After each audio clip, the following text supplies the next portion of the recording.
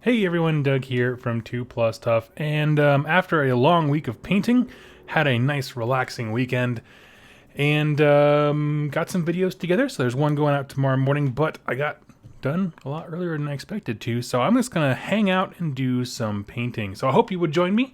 This is a cordial invitation to grab some models, bust out your paintbrushes, and paint along with me. Basically, I have 10 sequiturs and I think 5 evocators left to go before I have an entire 2,000 points army built and painted, and that's with the Cleansing Phalanx Battalion something. Not optimal, but I have some games to talk about because I actually busted these guys out last night for the first time against Jack from Rolling Ones, his Slanesh. So let's go to the downward cam here, and I'll adjust my light so it's not quite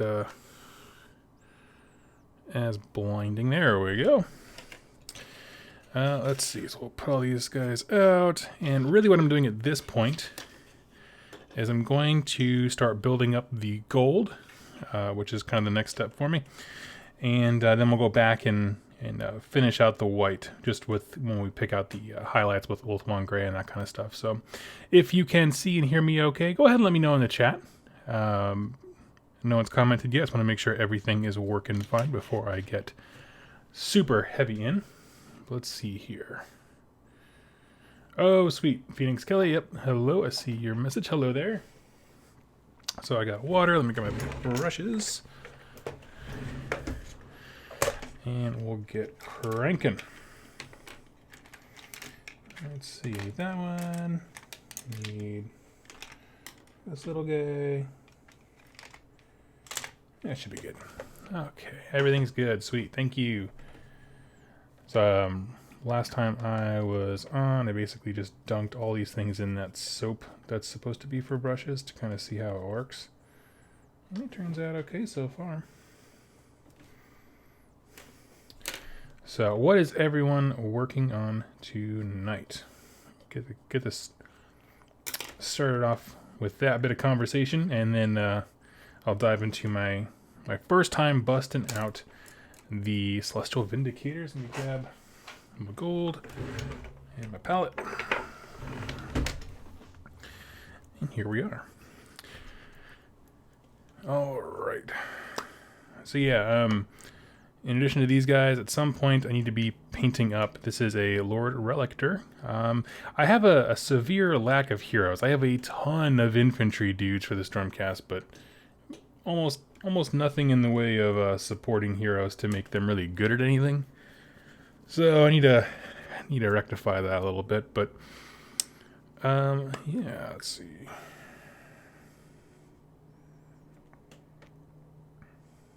Okay, I'll assume that everyone is busy painting. I'm just gonna hop into my little discussion. So last night I went over to Jack's house, and we just did a non-recorded game, just two of us hanging out as buddies. And he is in the process of getting his Hedonites of Slanesh built and painted. And so he has everything built, I think. The list he was running, I think that certainly the biggest feature of it is the fact that it has 2 Keepers of Secrets, and then also the named one, Shalaxi Hellbane. As well as the Contorted Epitome, and the rest of it is just like filling out battle line, which is a few demonettes. He had a thing of Chaos Warriors in there, and that was pretty much the list.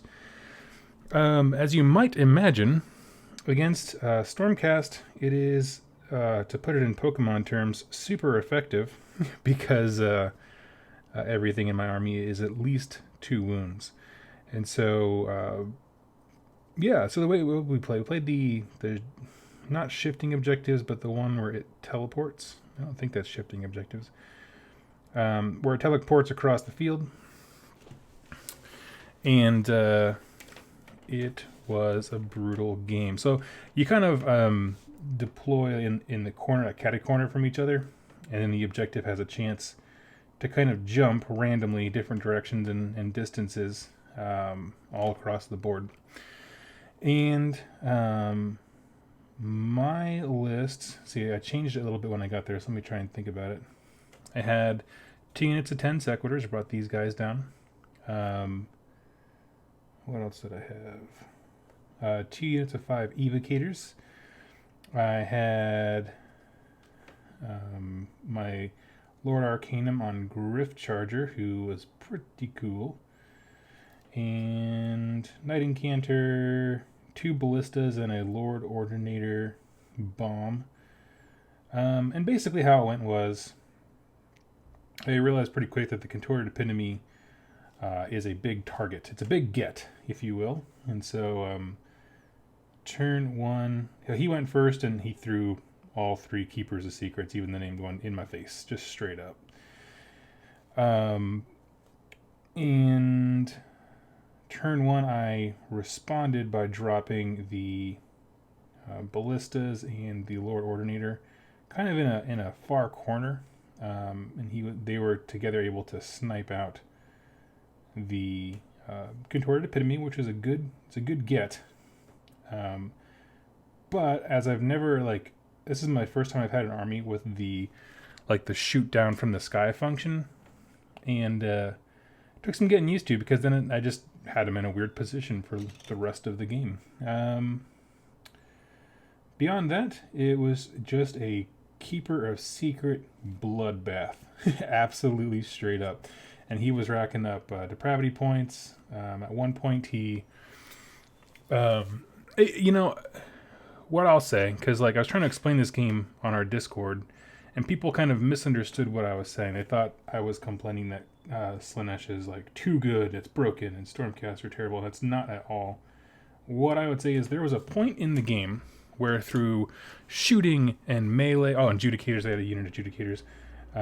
Through shooting and melee, there was a point where 2 Keepers of Secrets were dead, the Contorted Epitome was dead, and it was just Shalaxi. And I realized, we realized after the game as we were discussing how to beat. You're not watching Game of Thrones, never seen it. I watched the first season and I was like, no thank you, and I just turned it off. I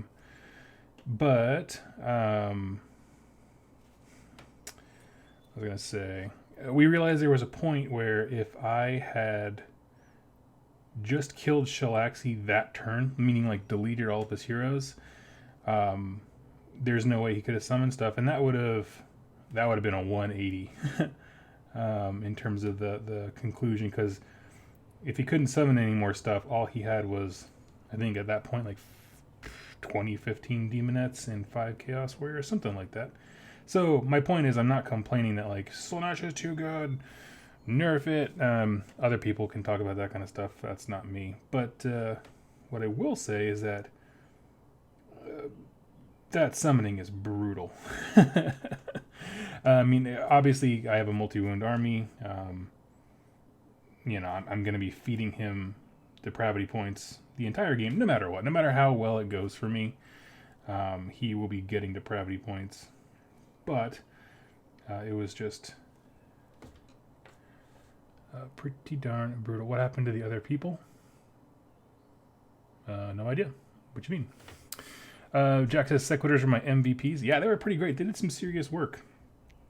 There's a lot of things I didn't have time to make a remember me list for helping me remember all my rules, so I just got a little scattered when it came to mostly the hero phase. Everything else I was pretty much on top of, but I'm not used to, for example, evocators having a spell. That's just one more spellcaster to remember that I almost forgot a few times.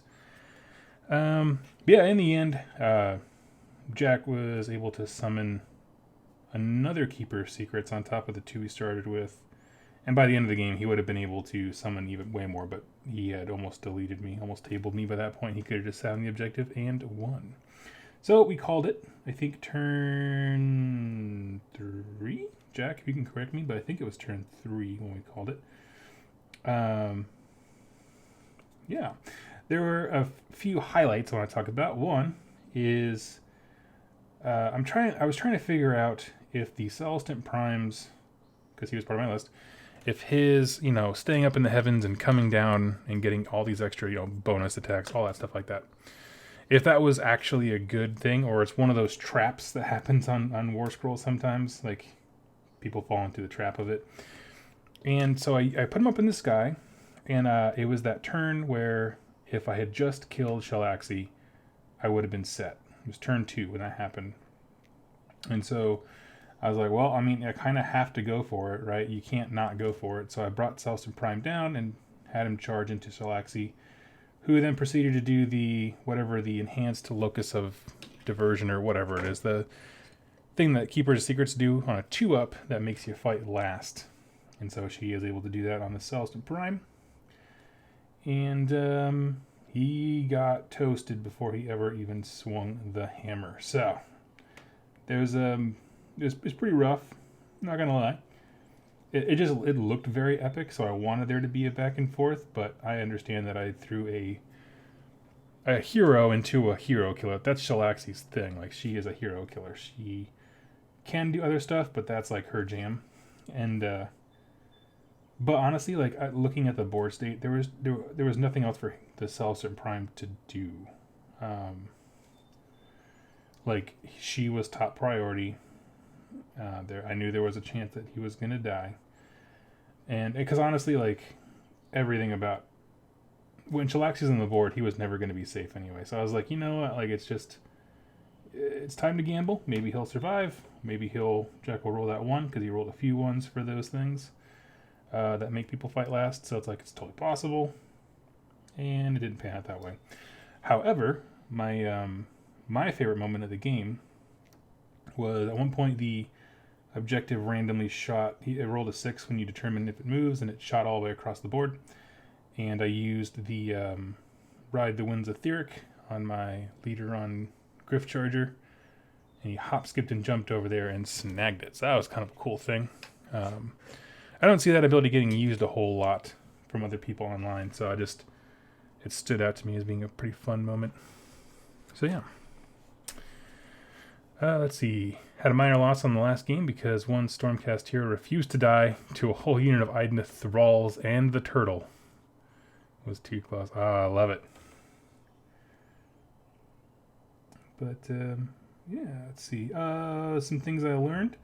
Sequiturs with the Great Maces, because they do, with the Great Maces, if you're fighting a demon, which of course Keepers of Secrets are, if you roll a 6 to hit, it turns into D3 hits rather than 1. And so they put some serious work in, took out a, whatever the smallest herald, I think it's called the Vice Leader or something like that. Took out the Vice Leader, and almost dropped a Keeper of Secrets. There was a point in time where I had 2 Keepers of Secrets on 1 wound each. That was infuriating. He could have brought him right back, but yeah. Let's see. You saying people already painted up their Keeper of Secrets? No. We didn't have it. Well, there are people who have their Keeper of Secrets painted up. I mean, there's plenty of them. You can go look on Instagram for that. But no, we were just playing a practice game in Jack's home because my Stormcast aren't fully painted, and neither are his Slanesh, and so we're just having a friendly game. He's still getting used to him. He's all in on Slanesh, from my understanding. But, you know, it takes a lot of time to have an army ready to go. So, just is what it is. From my end, there is an event coming up next weekend, and I am hoping to have everything ready to go because I just got the AOK. Sorry, there's a cop car coming by. If you hear that sound, got the AOK from the missus to go to that, so that's exciting. It is actually, we might be checking out the rules on that together because I don't actually know anything about it. It's just a local store that I really like, and they're throwing an event, so I wanted to go support them.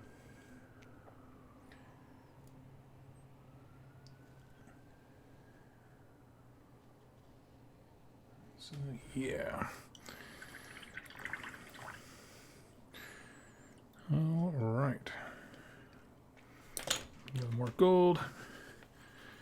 Dave, dog, what are you working on? Everybody else. Glad you're streaming. Now I can build a Squig Hoppers and Boingrot Bounders with a great stream to watch. Oh, well, I hope I can entertain you. I'm just chilling and chatting. I have 2 Keeper Secrets and Selexi. I think I'm getting another one for summoning. Yeah, I mean, if you ever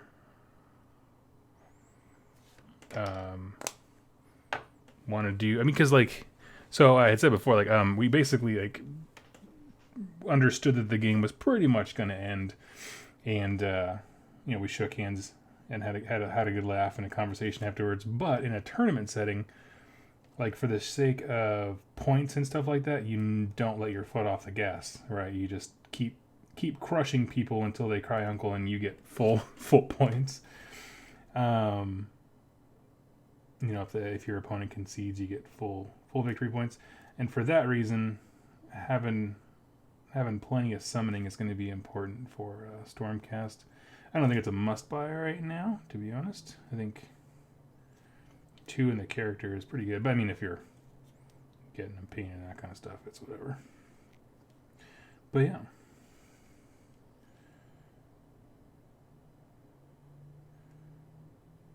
Yep. You never let your foot off the gas at a tournament. I mean,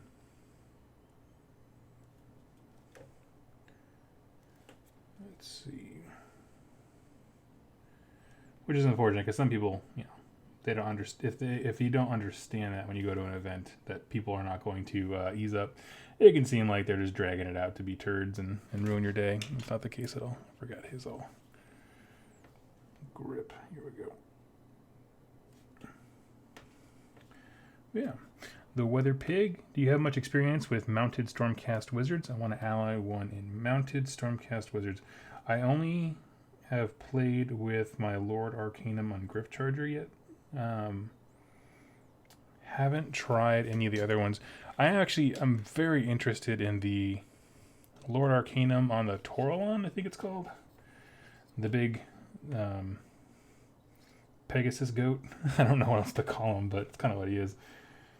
I'm super interested in that model specifically. Also like on the Dracoline, the big cat.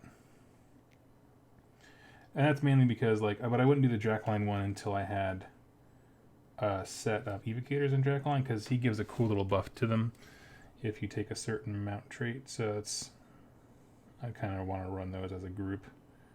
Have them kind of act as his narrative, honor guard type thing.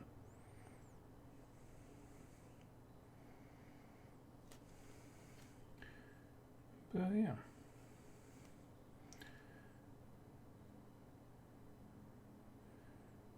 Just a moment here. Let's see. The Doom Pug. Yes, the Doom Pug. What was Jack's list?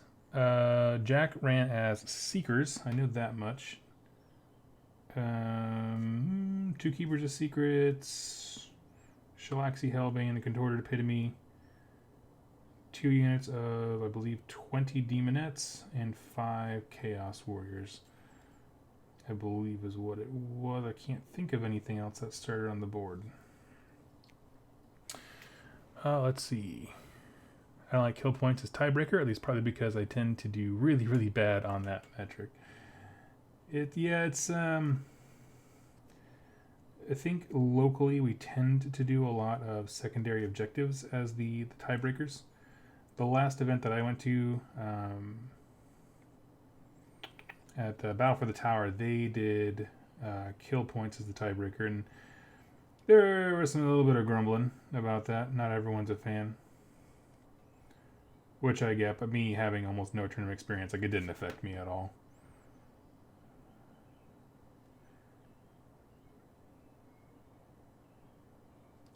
But it certainly helped Jack secure first place because his shootcast army is good at killing.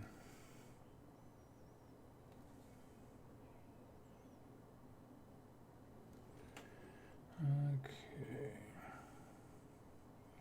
Especially if you don't see it coming.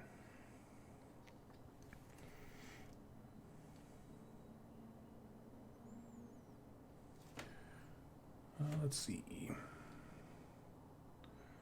Connor Fitzgerald, you're my favorite YouTuber for Warhammer, and I love rerolling one screw. Also won my first match at 1,500 points, my Seraphon versus my friends Legions of Nagash. Congrats, Connor, and thank you for the kind words. It's very kind of you to say. But that's awesome to hear. Your Seraphon took it. I don't play very much against undead armies. I would probably struggle. Especially now that I'm gravitating towards Stormcast with the lower model count.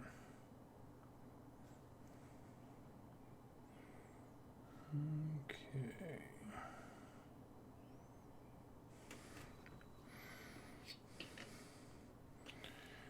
Forgot about the butt end of these hammers over here.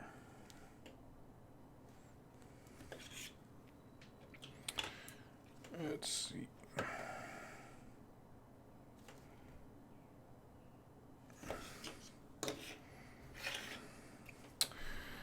All right.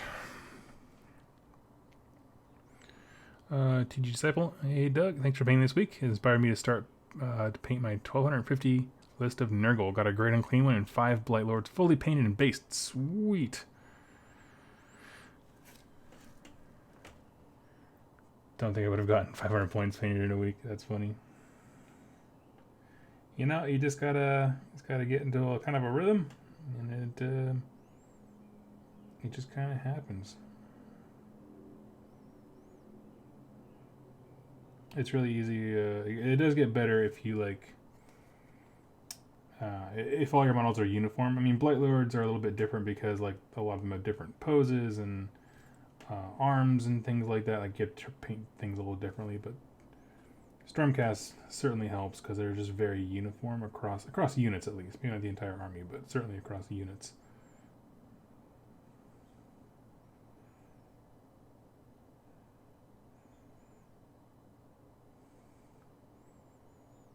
Let's see.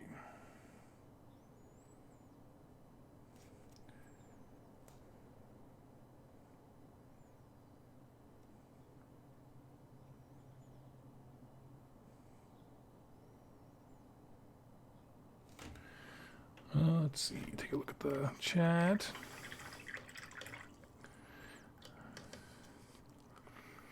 Jack's rerolling his, Jack is explaining his list a little bit. That's awesome.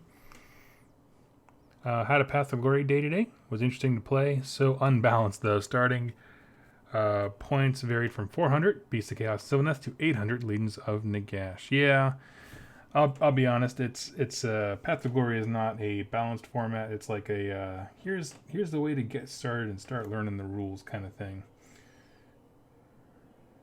The idea, though, I will say though that by the end of it, everyone should have an army of some variety, whether they're, all equal footing.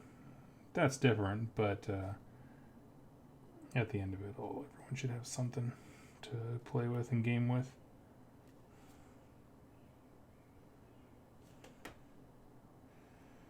And that's generally what I like about Path to Glory. Also, some of those missions are extremely fun.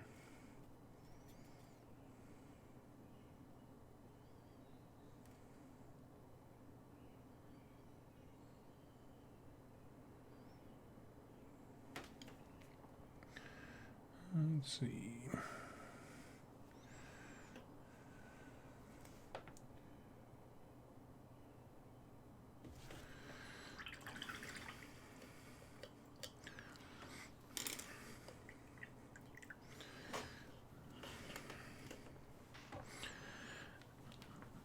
Nice thing is my Sequitur scheme paints up pretty quick once I get the gold done.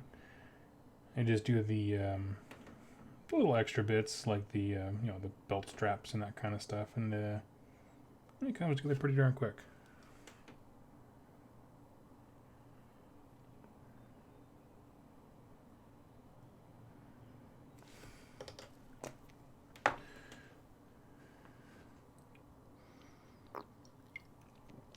Today's episode brought to you by Smith & Forge Hard Cider. Not true, not an official sponsor, but there's always a KO or Grey Knight army in every edition, sadly. There certainly is.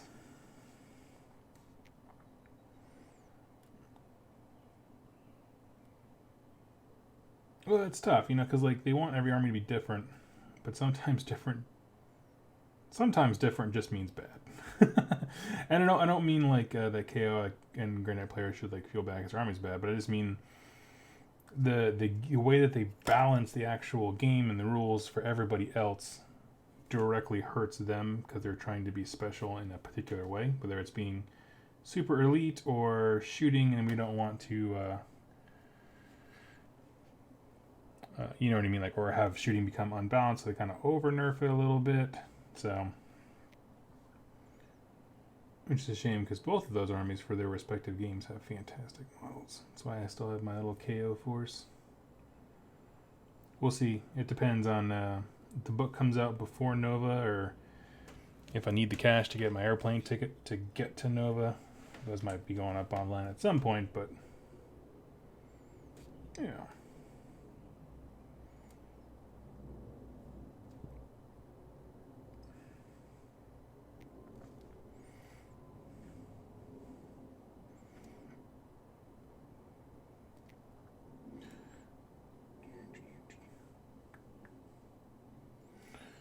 Let's see. Also had a game where I felt like an absolute heel. I'm assuming it's an autocorrect problem.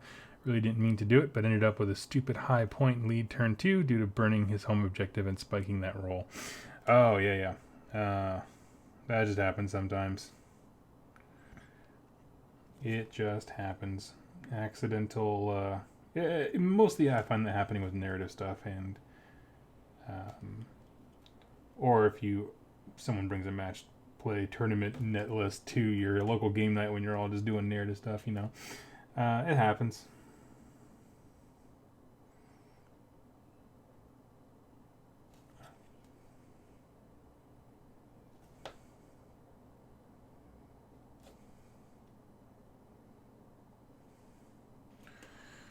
Let's see. Such a non-game, no combat wounds, etc.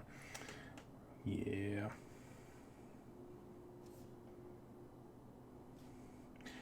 Yeah, it tends to happen to me when That's why I put the KO on the shelf. Is I played 3 or 4 games with them, and all of them were non-games, so to speak. I was just like, this needs to percolate. You know, I'm sure there are very good KO players, much better than myself. It wasn't ringing up with what I know about the game and that kind of stuff. So.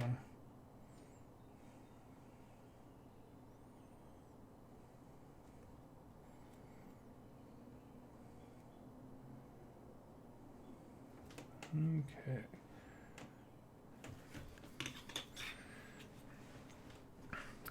Doug's army are just emergency money funds. It's exactly what they are.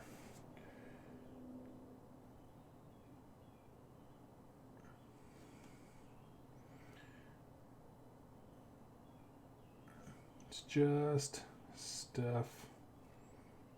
No qualms about selling it. Let's see.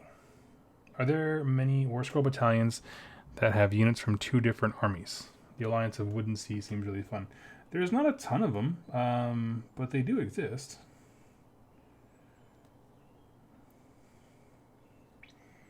I feel like they used. Well, I guess the Deepkin one's more recent, but I feel like I haven't seen many armies with cross faction stuff in a while. But I'm not sure why that is.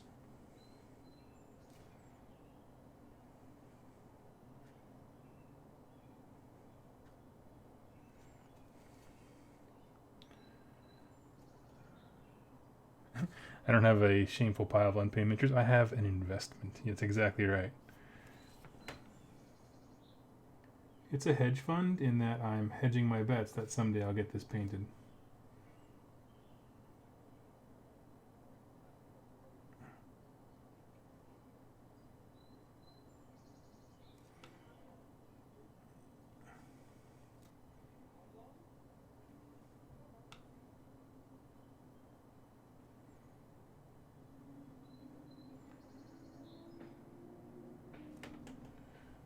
Let's see.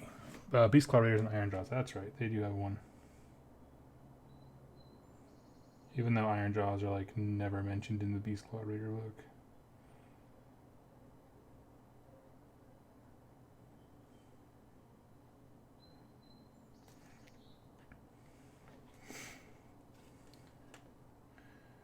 Let's see. Shadowhammer Compact and Bragath Beast Hammer are two other ones that I know of.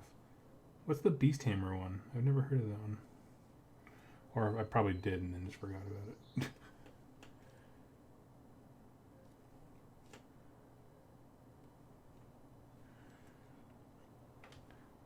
The Real Gibraltar. Hello, all you little people. Hello. Just hanging out and getting some painting done. Talking some Age of Sigmar.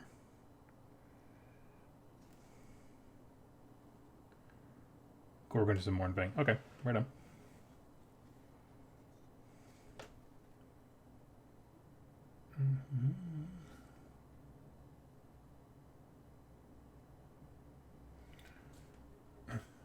Who can pig harder? I like that. Iron Jaws, to answer your question. Iron Jaws pig the hardest.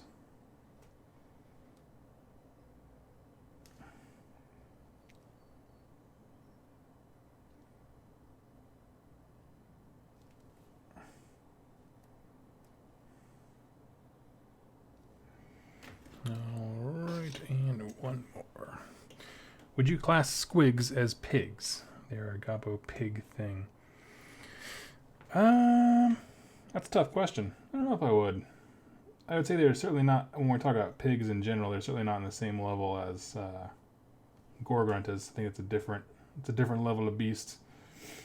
But I get that they are more pig. I would say that in some ways they are, because of their usefulness to the goblin society and stuff like that, they're more like real world pigs than Gorgrunt is, which would be more like horses or some other beast of burden. But they eat squigs, they farm them, they raise them.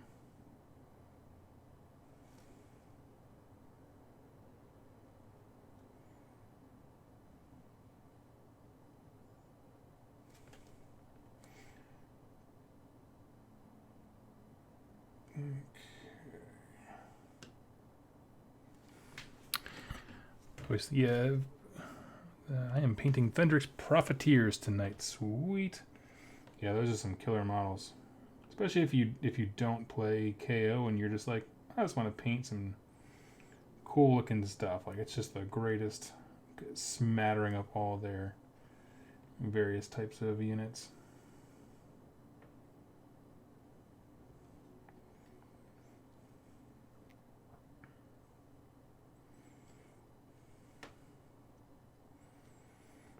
Let's see.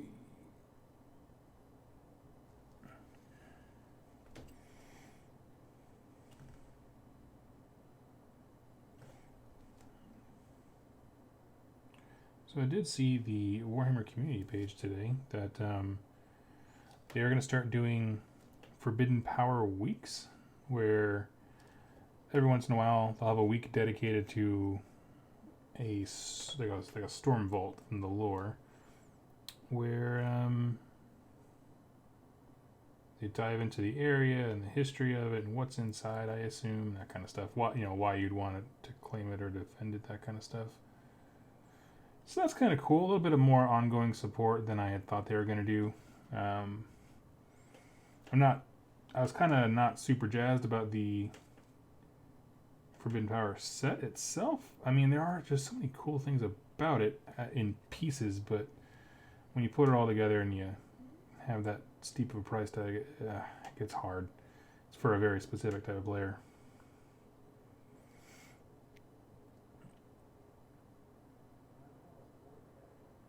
But I'm excited because I can do some lore videos on it and share that with folks. Still trying to find a good way to use all my old boars from the Greenskins Chariot and older boar riders. They are ugly, but it would be a shame to toss them.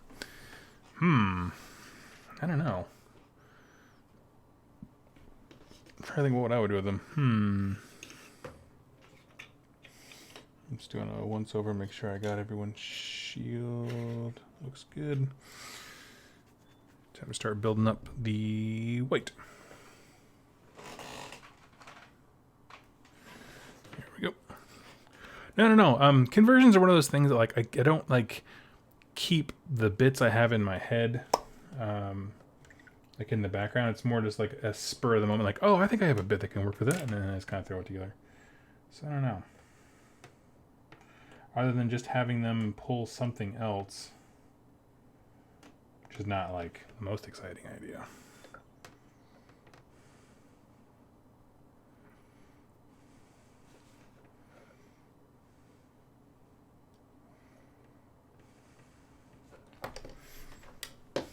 Okay.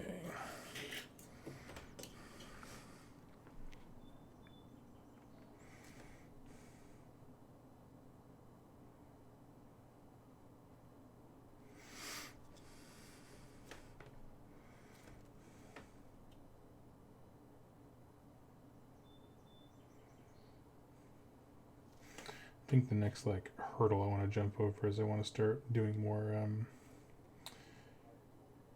conversions and green stuff sculpting. It's not really my forte. I can do like fill gaps, like very basic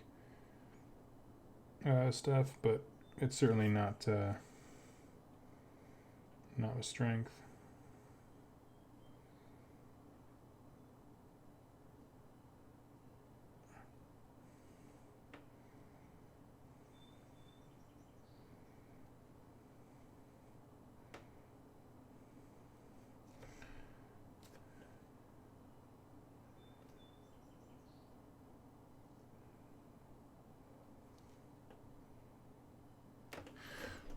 Let's see.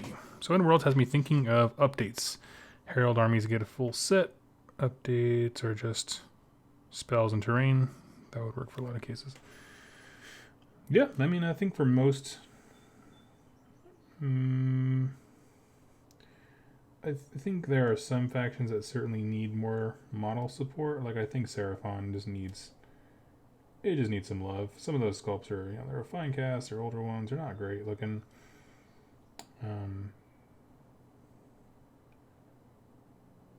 But yeah, I want more than just terrain and spells.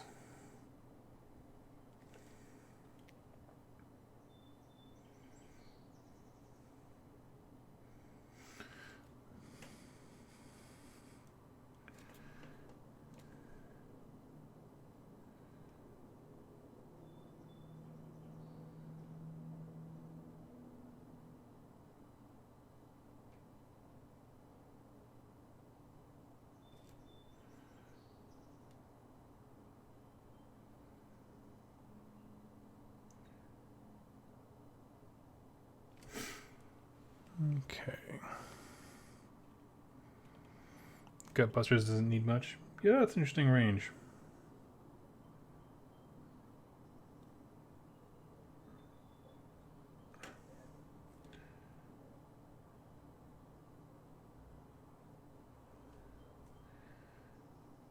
It's interesting how full that one seems, even though they are an older army, and could do with some support. Certainly rule support, no joke. But they don't feel like on the same level. I don't know. Not sure I was going with that thought, but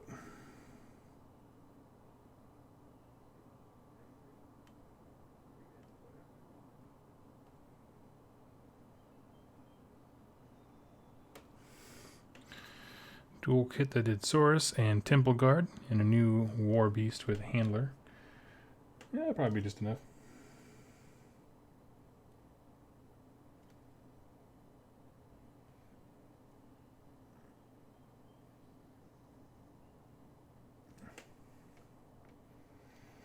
As long as we all understand that no matter how much they produce, somebody will always want more and or be unhappy.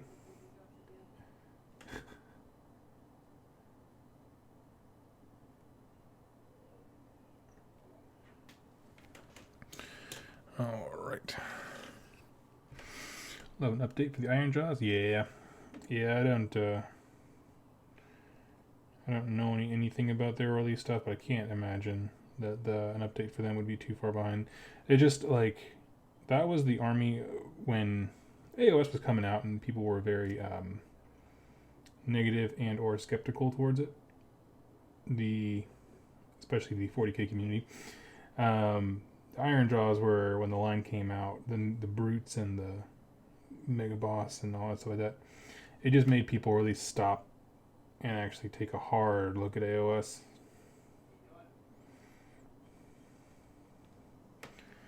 Just because they were so popular and so cool looking.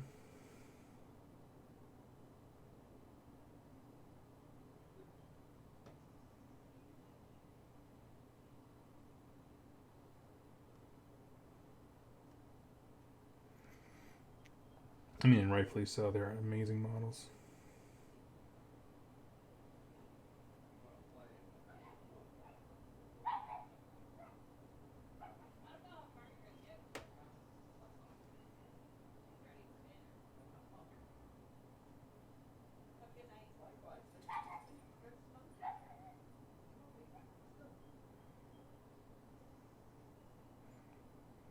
Okay.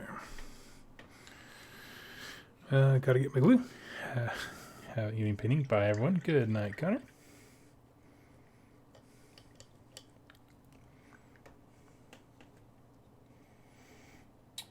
Let's see.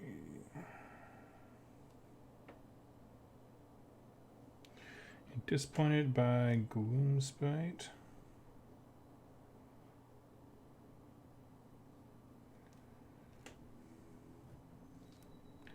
I don't think there was really a big push to have like all of Destruction Rising. I can't think of anything that they said that led to that.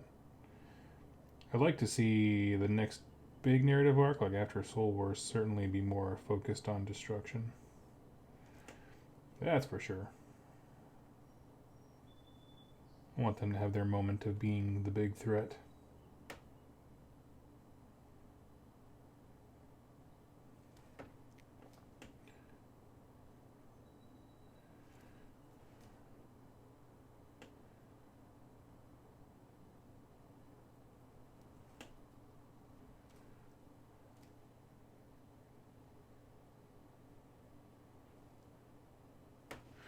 Let's see. Wouldn't be surprised, if older Destruction Battle Tomes get updated this year.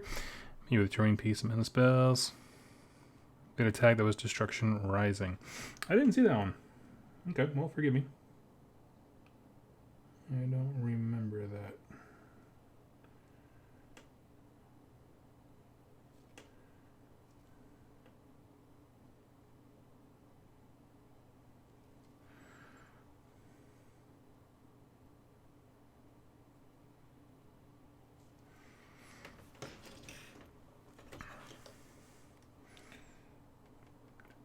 Let's see.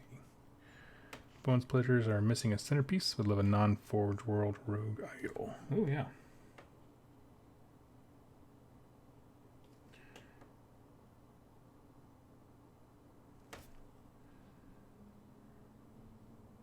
Yeah, the Rogue Idol was a legit model. I like that one quite a bit, but I also really don't like ordering from Forge World.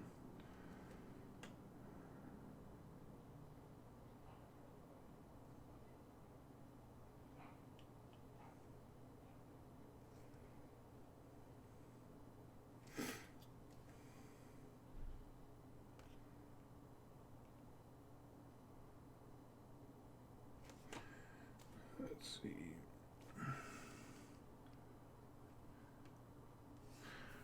Yeah, especially if they made a multi-kit Rogue Idol. That would be amazing. And just some different heads and that could kind of be the equivalent for destruction of like the that's sort of like the greater demons, I guess, for chaos. Just a big model that's really, really cool, and if you play, Undivided, whatever, Grand Alliance is what I'm trying to say. It's something cool everyone would want to grab. You have a reason to grab it.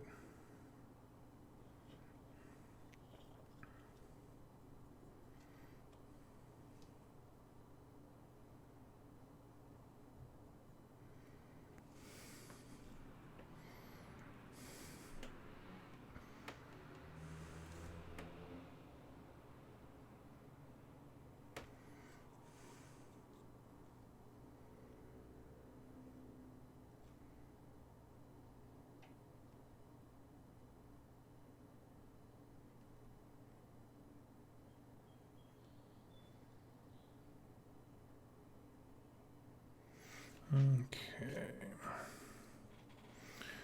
Let's see. Different heads that represent different destruction sub-factions. Oh, yeah. That would be cool.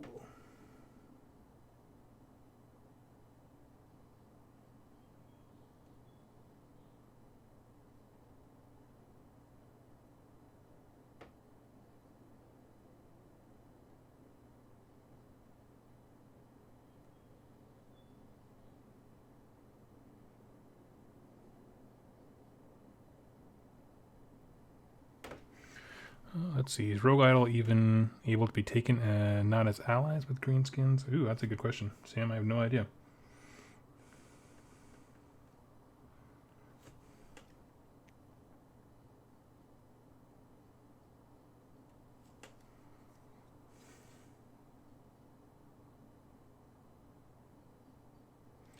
Have they officially gotten rid of all the greenskins, or is the war boss still around? Actually, not. I know, like, the old school forever ancient orcs are gone.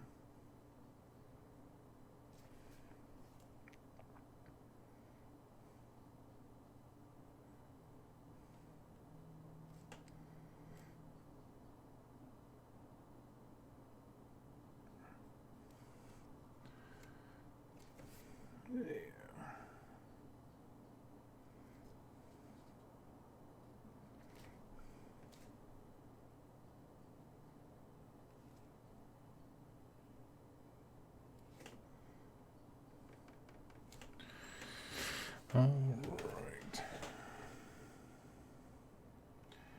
Thank you all for joining me. This is by far the most tedious part. Building up the Ulthuan Grey for the white. 100% of the time. Always the most tedious part. But I don't know, man. You know, I'm reinvigorated because I saw them on the table last night when I was playing Jack, and they just looked stellar. So that was super encouraging.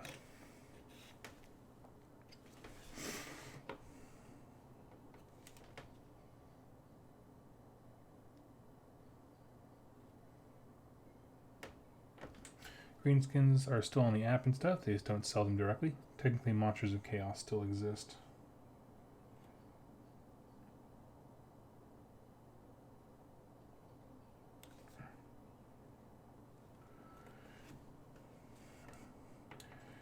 Despite being all being beasts of chaos. Oh yeah, I forgot about that.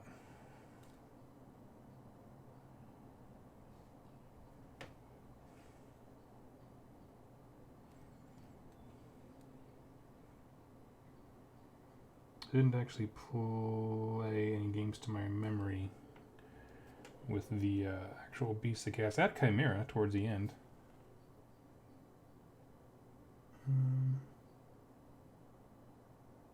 But I don't remember if he ever actually saw the table.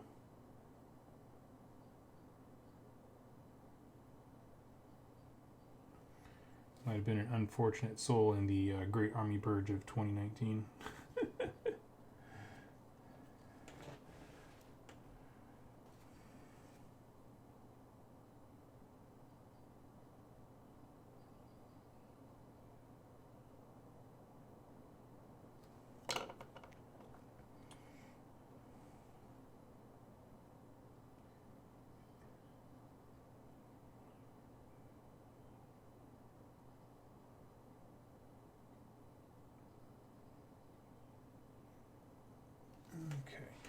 Pity the poor Briton who isn't a beast of chaos. That's funny. Yeah, I think there's a few beasts that made a great deal of sense to have them beasts of chaos. They just weren't. I remember there was much wailing and gnashing of teeth when Gloomspite Gitz got the Forge World War Scroll updates to have stuff work for them, and then Beast of Chaos still didn't have anything. Or like it wasn't updated for them. People were a little unhappy. But, you know, and that's the thing about ordering from Forge World, to be perfectly honest with you. Like, you gotta be okay with disappointment, because they'll disappoint the heck out of you. Their rules, writing division, I think, is not great. Their story stuff is amazing. I love the Imperial Armor books for 40k. And what else? There's just a lot of cool stuff. Really enjoyed it. Tomican Sword is a great supplement for fantasy battles, but they've never been great at writing rules that work well with the rest of the games. Either like, this is garbage, or this is so good, why would anyone take anything else? I'll take 50. And neither of those are good.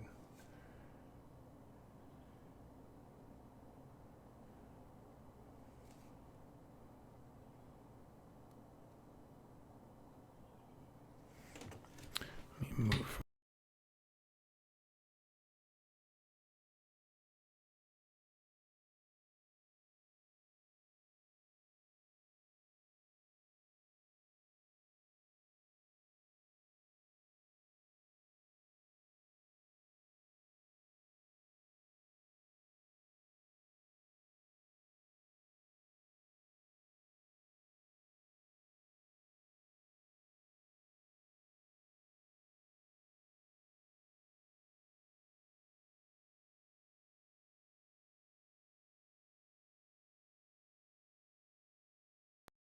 I don't.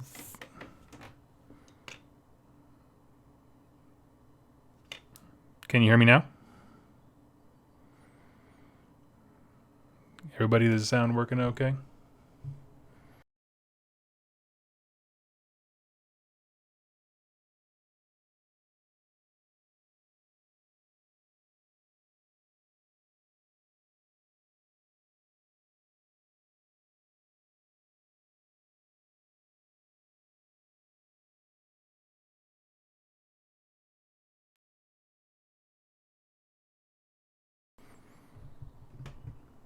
Hello? There we go. I don't know what's going on. I'm looking at my live streaming thing, and has the sound bar. I'm not quite sure what is going on.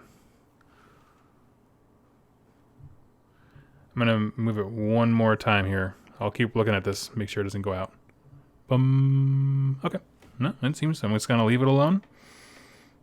I'm not sure. I don't know. So basically, I use, what is it called? Streamlabs OBS. And for whatever reason, every once in a while, something will just like flick on and off. I'm not sure if there's like an update pending or what. I don't know. I'll try and figure that out when I hop offline.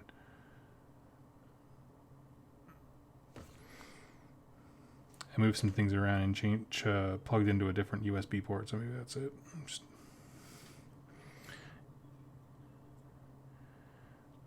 Let's see.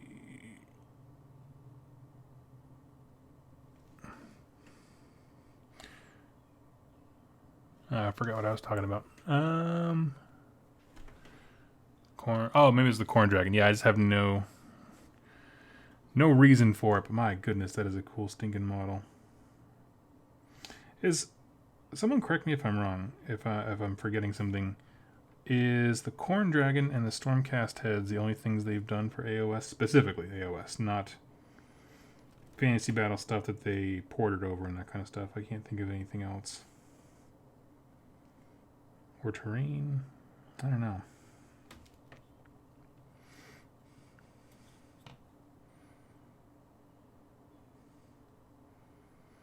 Must be forgetting something, right?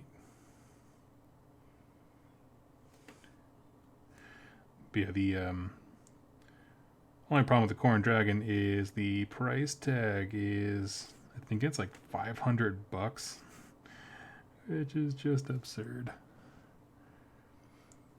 Corn Dragon is fantasy? No. The brand new one that came out like a year and a half ago, maybe? It's very slow fantasy. I don't understand that. Slow fantasy.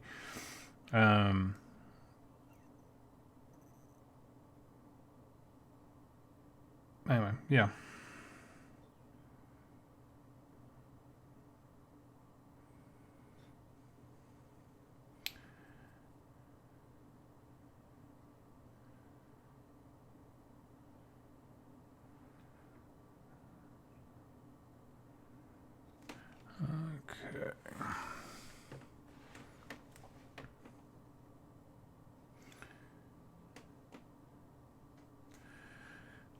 see.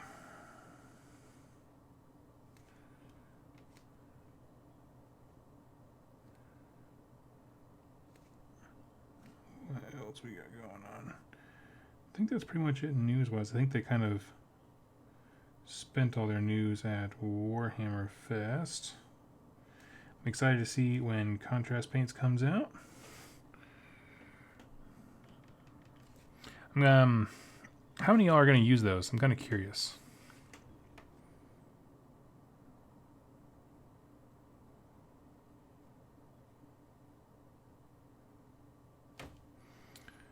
But yeah, if you haven't, I mean, there's still several people. If you don't know, like basically, instead of doing what I'm doing, where it's like a bajillion little layers, it's going to be supposedly a much easier system where you prime them white and or bone color, your choice, because they'll give you slightly various tones.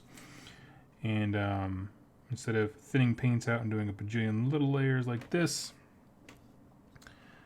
you just do one coat. I will say, I don't think that it's going to be as easy as they make it sound. I think there's going to be some talent involved, because they make it seem like idiot-proof, and I think that underestimates that people just paint differently. When you say one thick coat, that is received in very different ways. Because I remember, like, when they came out with the Nighthaunt paints, they're like, oh yeah, this is the easiest way to paint Nighthaunt, and like you can look on Instagram and see a ton of terribly painted Nighthaunt armies where people basically just dunked, white primed ghosties into whatever it is, the darker blue paint and all the Hex Wraith Flame or whatever it is. And like, if they're happy with them, they're great painted jobs. But it's just not what the bill of goods look different, on advertising. Well, that's because they do take talent to use. You have to get them to the right viscosity, if you will, and then apply them, knowing when to apply them more in creases and crevices and how lightly to apply them on the surface, that kind of stuff. Like it just took some time to get used to. And so I'm thinking, we'll see a wave of paints, of miniatures that look a little rough, that aren't what is advertised. And then people will kind of learn the process of using the contrast stuff, and then we'll see a whole bunch of really well painted armies once that learning curve kind of gets passed, which is I'm excited for. I'm just like, I guess what it really is, I'm just dubious of anything that seems too good to be true.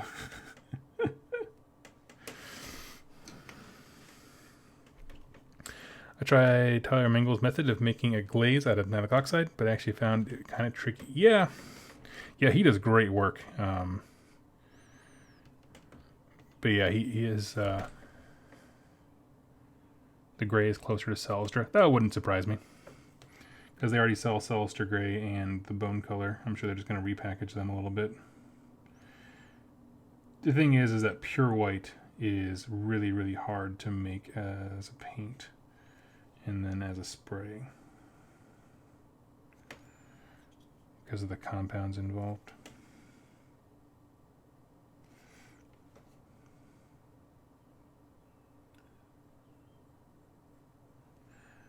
Yeah, I'm excited for it. I think I probably won't use it on my Stormcast just because I didn't see any teals that really match, or like turquoise type colors that really match what I'm going for here. That being said, though, like my Skaven, absolutely, all day, every day. I'll crank out a whole bunch of Skaven with those. And that'll be exciting. Honestly, what I do see myself doing more than just using contrast paints is kind of doing all of the main body colors with them, and then going back with more traditional paints and doing the details, the finer details.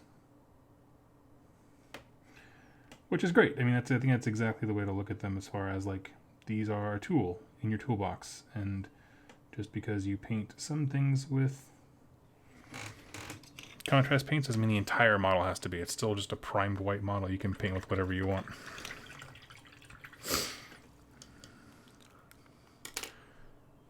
Let's see. On page, I'm looking forward to seeing the wackier stuff contrast paints get used for. Also for flesh, because I hate painting flesh. Yes, absolutely. Sam Cook, prime of bone color Xandri Dust. Xandri Dust is a bit darker, so the Ushabti bone is significantly lighter. And that'll affect a lot of things. I mean, here's the thing. I'm actually kind of curious, because Omniphase just hit it on the head with the wackier stuff. Because you're going to see stuff where some artist is like, how do I get the best purple? I prime my model blue, and then I use red contrast paints, and it makes purple on the model. You know, just people are going to do weird stuff like that and get really cool results once they kind of hack the system there. So yeah, I don't know. So I think a white primer from a hardware store is probably an okay way to start. I think probably the best way is going to be, I'm interested to see when people do zenithal highlighting, if they, you know, do a Ushabti bone and then go back over it with the white, because they're just very subtle tones, but the contrast paints work with very subtle tones, so that should actually make it look really, really neat. So yeah. Let's see. Omniphase, did my dragon comment make more sense when I elaborated? Yeah, I kind of skimmed through it. I mean, as far as like, my point was just they released it when AOS was out. That's really what I was getting at. Whether it was part of a larger thing, I have no idea. Tomric and Horde stuff's been out for forever.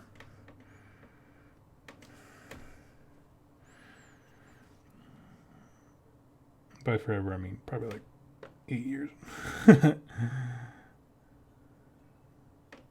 I don't know, I did that series on it, and then I never really looked into it more. There was a time where I had my finger hovering over the add to cart button for a whole bunch of Nurgle stuff from Forge World, because I got so into the series for Tomric's Horde after I finished reviewing that book. But cooler heads prevailed. Kind of get it's going to be summer. Be too busy to paint much until winter. That means other people will have time to figure out the tricks for me. Yep, there's something to be said about going second. And that's exactly the truth. That's why whenever a new game system comes out, like, you know, PS4 like that, always give it a year. Give it a year for everyone else's Xbox to get their red light of death. Give it a year for customer support to buckle for someone else. And then you get that sweet, sweet Christmas bundle the following year it's been out.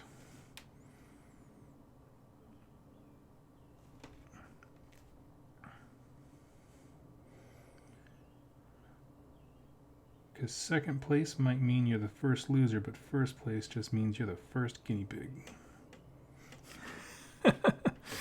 Let's see.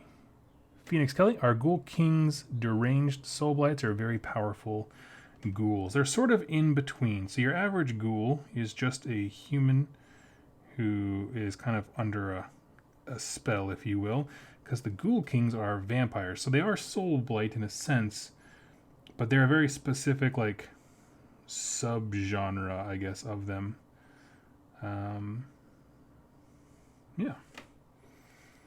If they were to do a soul blight book, which I'm hoping they do soon, as the remaining death faction that they haven't announced yet, I want them to kind of go into, like, the bloodline, like, distinctions. Like, this is how they feel about the Ghoul Kings and that kind of stuff, like that. Their lesser brethren, that kind of thing. Add a little bit of drama in between the two factions.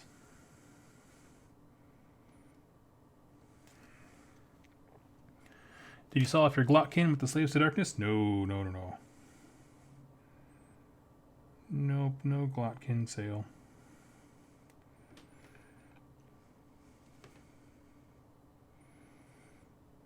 Maybe one day I will, but I still like having it on my shelf.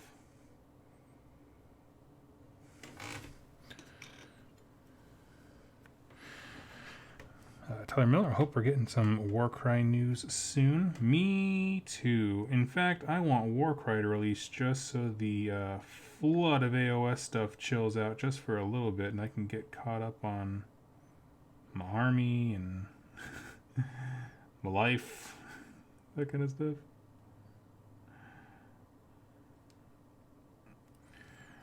Yeah, once they announced Forbidden Powers coming out, I was like, feels like it should be a 40k week. But yeah.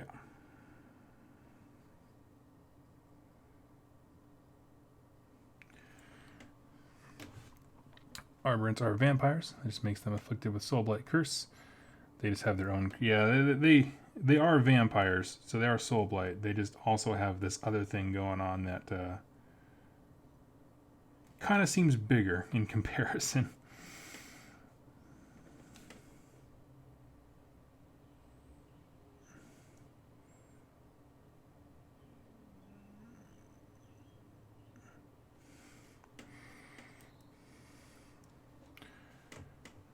Let's see. Turns out I'm out of the paint I need for these profiteers. Oh, bummer. Running out of a particular paint is, like, honestly the most frustrating thing to me. Because, like, if my painting slows to a crawl, if I don't have everything just ready, like, that's why I actually went out and primed a whole bunch of Stormcast just to have it ready so I can plop down, flip on the camera if I want to do a live show, and then just crank out some painting. It's the way to do it. Adrian, how's it going? It's going well. Just painting up some Stormcast. These are my last 10 Sequitors, hopefully for almost forever. And then, for my next infantry horde trick for Stormcast, I'm going to be cranking out a metric ton of, what are they? Hunters, Vanguard Hunters. Because I am actually more excited about my Vanguard Chamber stuff than I am all of this Sacrosanct. It's just, I had these, so it's like, one, why not paint them? And also, they're just good. Like, can we just say that they're good in the game? So, if I want to learn enough stuff to take these to, like, local tourneys and stuff, it's probably good to have stuff that's probably just good. And I feel no shame in that. I love the idea that for most people, being Soulblight would be a big deal. For Flesh Eater Courts, it's a footnote. Yes, exactly. I mean, you know, like, yeah, it's just when you see them eating on some guy's femur, your first thought is not, wonder if he's feeling okay. Wonder if he's a creature of the night.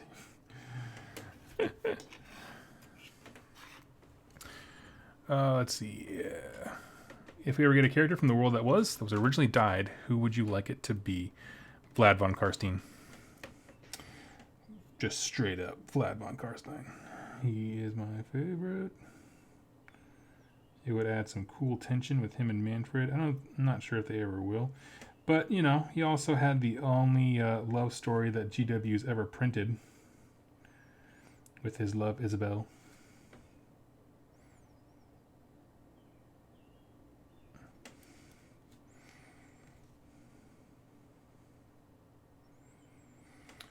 Let's see. James Burns loves the Vanguard Chamber.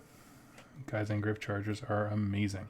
Now, James, when you say they're amazing, you mean they're amazing models or they're amazing in the game? Because I'm curious. After I get the starter set to get a Lord Aquilor, because I need that model to make my Hunter's battle line, I will have 9 Paladors. Guys on Griff Charger. So I'm actually kind of curious. I'm looking for good ways to use them. They're in a weird spot because they're 200 points for 3 dudes, which is pretty much the same price point that you're looking at for evocators right now before any kind of points increase or update. And I think that will change. I think evocators will change eventually, but I don't know. Models just love painting them. Yeah, okay, that's cool. That's perfectly good reason.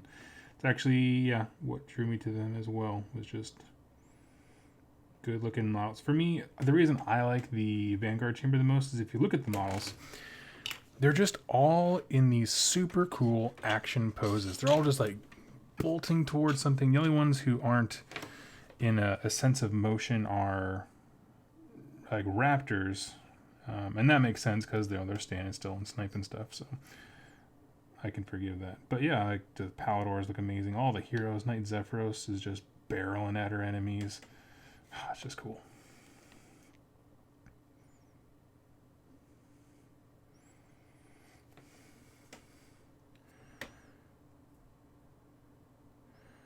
That's not true. Silesky is an adorable married couple. Yeah, but we don't have like a full, like, there's novels about Vlad and Isabel.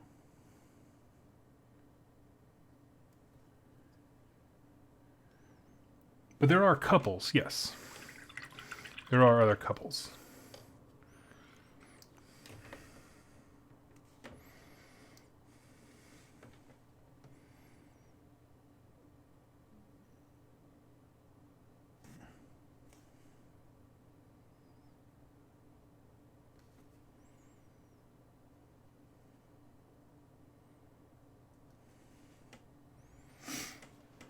Hearing a rumor about a point reduction for non-sacrosanct Stormcast. Hearing about 80-point Liberators. 80-point Liberator. Let me think about that one for a hot second. I don't know. Chaos Warriors aren't that game-changing, and they almost have the exact same profile. More bodies for they're better for objective games. For 80 point. Yeah, okay. Yeah, I'm down with that. That'd be fine. I don't think that's game changing at all. Okay, yeah, Chaos Warriors are 5-man units. That's fine. It would at least give Liberators a role.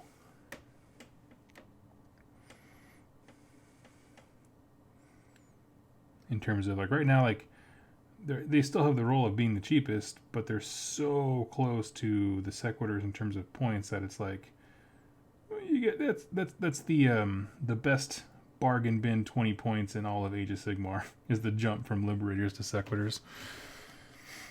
So I think further making that divide bigger is probably not a bad idea. Phoenix Kelly, can a Stormcast Eternal be killed permanently? Yes, they can. There's a few instances of when that's happened. One is the leader of the Celestial Vindicators. So he was killed, and his soul was arcing back to Azir, and actually Archeon's Mount Dorgar, the big three-headed behemoth thing he rides, snatched it out of the sky and ate the lightning bolt. So he ate the Stormcast soul, was no longer able to be reforged. We learned from the book Plague Garden that should a storm... maybe it wasn't Plague Garden. It was one of those Realmgate War novels with Hallowed Knights. That was just the biggest one. If they were to die in the Realm of Chaos, they would be too far from Sigmar's light to come back.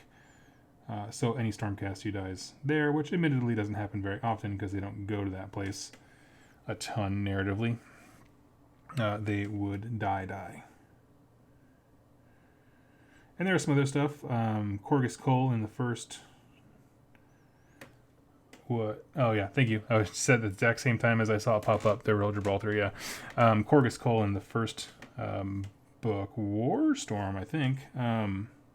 He has that axe that can rend reality, split the world in twain, if you will, and he cut off a Stormcast's head, and he did not hark back.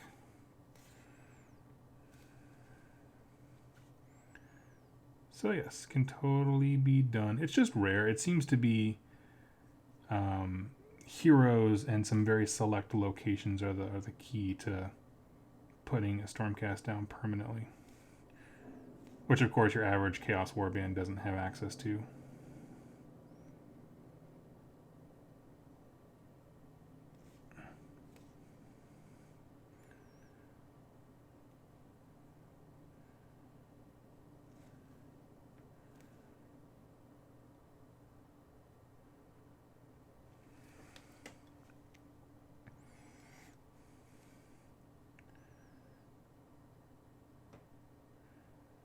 Wish they had done more with Cargo School. I mean, they went back and put out that like a prequel book. It just came out this last month, and I want to read that. I haven't gotten a chance to go to my local G-Dub store since it's been out, but I'm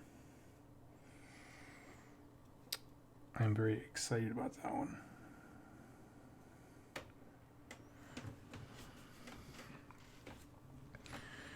Sam Cook, is it bad that every time I hear about Hallowed Knights I have an urge to shout only the faithful, and there much is demanded from whom much is given? Motto is pretty cool. That's my favorite one. Instead of only the faithful, their policy of much is demanded of whom much has been given, I think, is the coolest thing. Because it can put you down some really weird roads when you're like, should we be doing this? Is this sacrifice worthy? But if you have this mantra that reinforces like thoughtless sacrifice, you can go down some pretty dark roads, and I think that is awesome. Let's see. Sam Cook, coolest Stormcast. Who do I think is the coolest Stormcast? Ooh.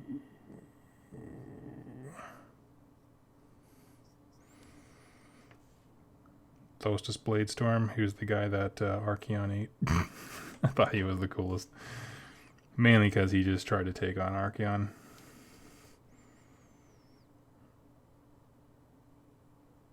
Celestin Prime is pretty legit. Let's see. Omniphase. There's often a premium for the cheapest option. No, 8 would be pretty cheap. I think the main thing that needs to work are the paladins and evocators. Yeah, it depends. So here's the thing, right?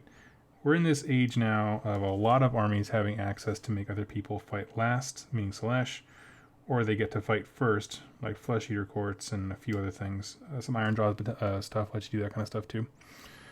And what I learned last night is that evocators are awesome.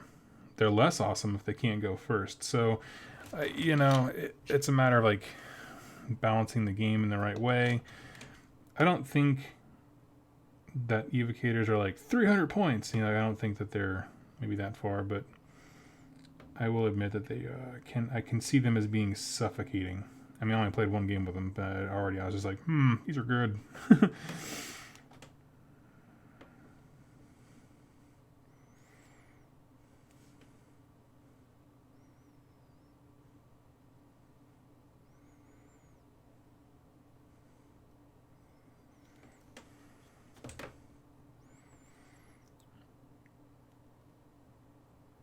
Honestly, the only thing I really want for Stormcast, after like getting the book and really diving into it, I just want their battalions to make sense more than anything. I love battalions for building narrative armies, and the rules are cool. Like fewer drops is nice, that kind of stuff. But genuinely, I just really like building thematic armies, and I've just always viewed battalions as ways to do that. Well, at least ideally that's what they are. Some of them are just so stinking good. They're just power trips, but I don't like that. But I would like to see the battalions get revised. They have so many battalions of battalions, like the Uber ones, and it's just like, no one can take these in any kind of standardized game. Delete them. At least a few of them, anyway. Let's see. Adrian, does it make any sense that a sacrosanct person hanging with some Idoneth trying to cure their soul issues, hoping said cure might lead towards improvement in the reforging problem? Yeah, I mean, I would say so, because they're both concerned with matters of the soul. That's for certain. Both of them have to deal with the idea of the degradation of the soul, meaning how it fades away. The Idoneth with how their younglings wither away. And the Stormcast, I'll be after reforging. I can see it. It's like the world's most BA college research group.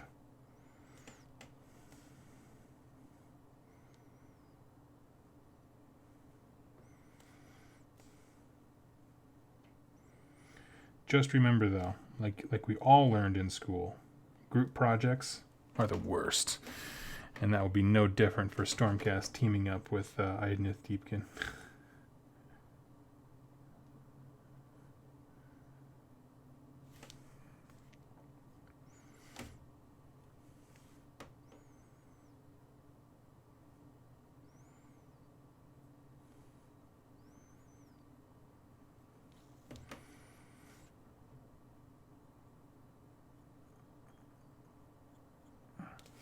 Okay.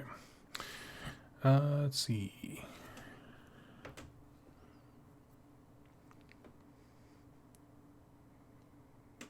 Oh, let's see. Host. He said coolest storm host about Hallowed Knights. Oh, yeah. They are pretty cool. I'm not going to lie. I'm a little partial to Celestial Vindicators myself as I paint 10 of them right now. But Hallowed Knights are legit. Not the biggest Hammer of Sigmar fan. Black Talon did a good job of like making them seem less poster boy and too perfect, but I don't know.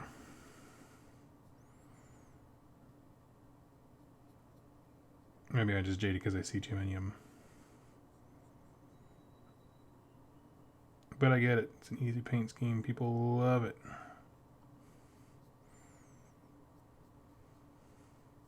Yeah, it just looks good.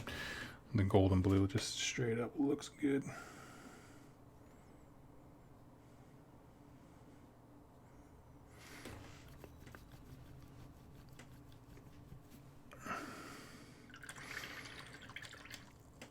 Let's see.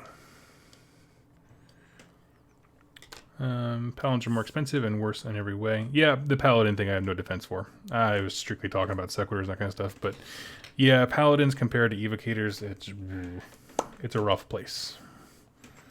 Real rough. Which, you know, actually I saw, so I don't, if you don't know, I used to have a Stormcast army a while back. But it was a hand-me-down, and it was all the quote-unquote Wave 1 models. So basically just a whole bunch of Liberators and the various Paladins things. There were some Judicators in there, but not a whole lot. It was just a lot of infantry troops. And I got rid of them because like they already came to me painted, partially painted, and they were Hallowed Knights. That's what I liked. This is before they had Stormhost rules. Back when you had to just like build a ridiculous battalion to actually get any kind of Stormhost rule equivalent. And I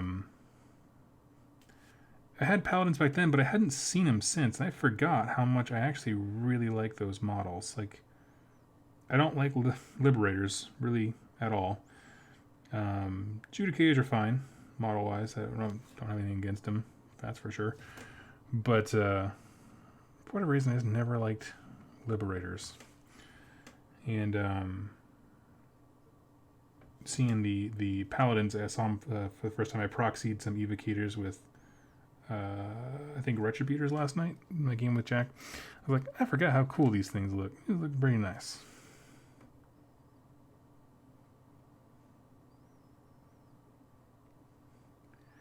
Mainly because they did some cool stuff with like the shoulder pads with the Paladin kit.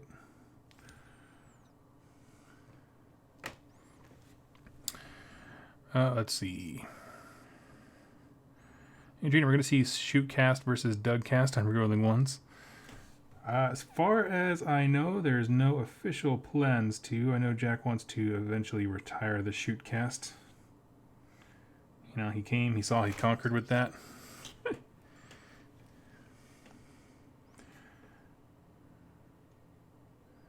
Because he just recently discovered that there's other phases of the game, like the hero phase, where heroes use command abilities and powerful magics.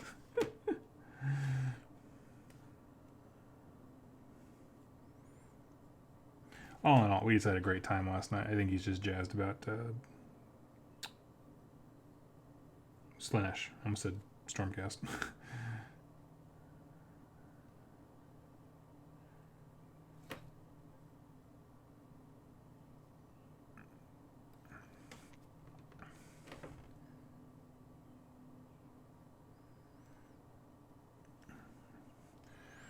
Let's see. Is any Skaven battalion besides the Pestilence ones actually worthwhile? Well, some people have had good success with the what's the one with the Claw Lord and just a whole bunch of clan rats and that kind of stuff. And the reason is because it fills up your battle line and you get a command point for it. So it's a not the worst tax ever if you're going to take those units. If you are bold enough to go pure Molder, I actually think that one's not bad because it makes your army virtually a one-drop for sure. Or at least extremely close to it. So that's not a bad one. And beyond that, not really. Actually, I really do think that giving them suboptimal battalions was a strategic choice in terms of, like, if that army could just one-drop you, it would be a lot. It would be suffocatingly good. I mean, they came out not too long ago, and they are also just rocking the tournament scene right now. But if there were killer battalions, I think that would only kind of exacerbate the problem of Skaven just being good at everything. They have a lot of tools in the toolbox. Battalions aren't one of them.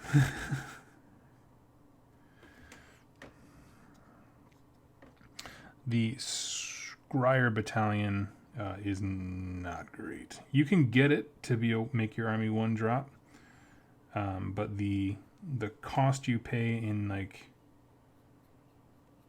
flexibility of units, also like that, it is extreme. Plus they changed some of the battalion things, and it just the effects it gives you are weird, and sometimes they conflict with one another.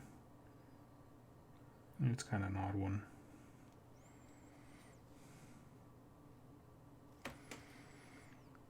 Let's see. On page, I'd like to see some freaky over reforged Stormcast. Be great to see them as a destruction faction. Also, to West Fleischer Courts were destruction. I wish Beasts of Chaos were destruction, to be honest with you. As far as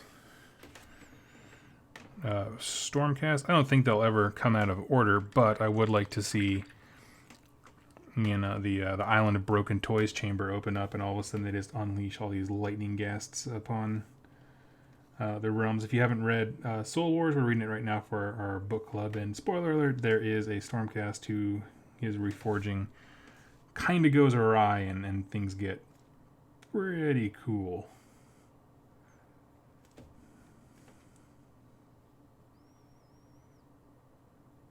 Speaking of which, if I was smart, I would stop recording right now and go read that because I'm way behind.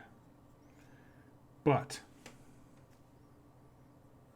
I've never been accused of that, being smart. So, okay.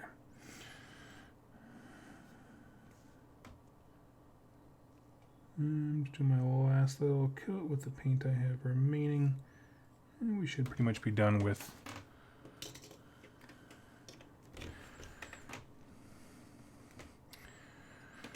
let's see. Sam Cook, the most interesting thing about Hammers of Sigmar is Korgus Cole. Totally. No, they did have some cool stuff in Black Talon with, like, this, the weird kind of peer pressure they create themselves of, like, we have to be the best. We have to be the best.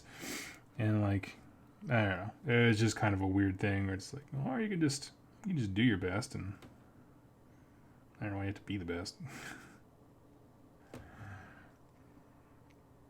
Let's see. Astral Templars, because who doesn't love magenta and gold? The advantage that Hammers of Sigmar have is that you have to spray them gold to do the flesh shade and the base coat. But it's bad already. Yeah, I mean, there's a reason why they chose that as their kind of hallmark scheme for sure.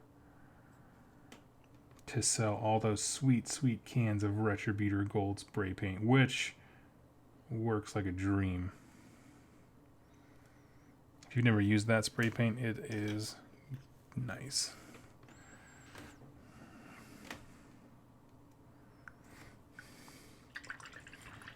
Let's see. There isn't any single order faction that I get jazzed enough to collect a whole army of. Maybe if they released a new line of free guild models, that's cool. Yeah. I would. If they ever do a full release of free people, I'm going to be hard pressed not to jump on that hype train, because I'm very excited about it.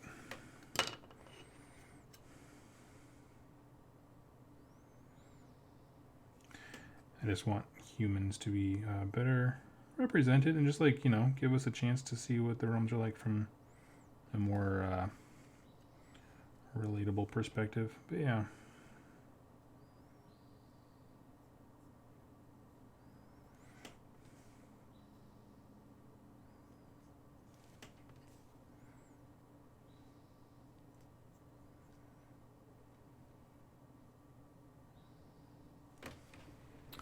Should really go to bed. Happy painting. Thank you. Have a wonderful night.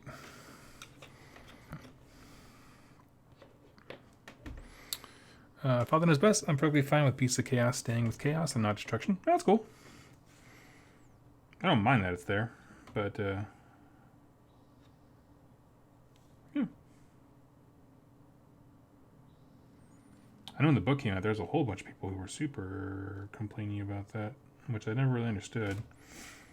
I just thought, based on what they said in the book, they didn't really do a great job of like separating like why their destruction is the best over the actual Grand Alliance destruction.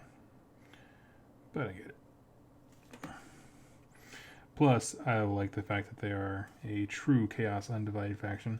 They have the cool battalions, but yeah.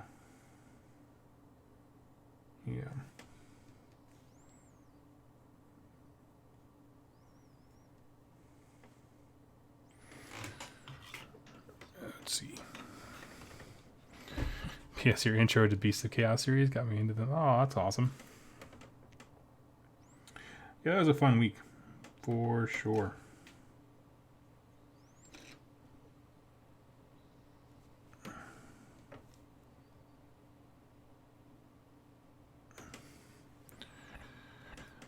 Let's see. Are you saying you can't relate to a nigh unkillable demigod?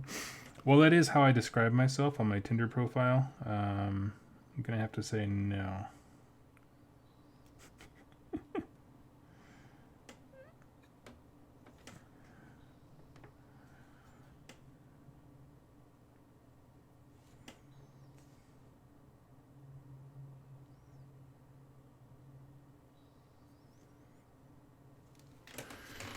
Okay, I'm just doing one last little coat of paint to kind of touch up the shoulder pads.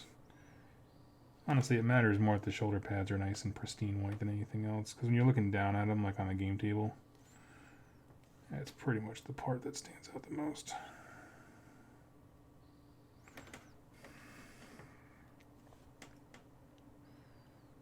Tinder profile does a wife? No, I don't have Tinder.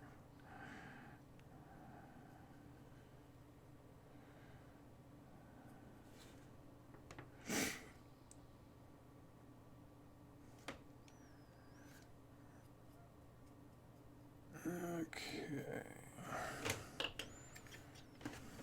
Get a little more water in here.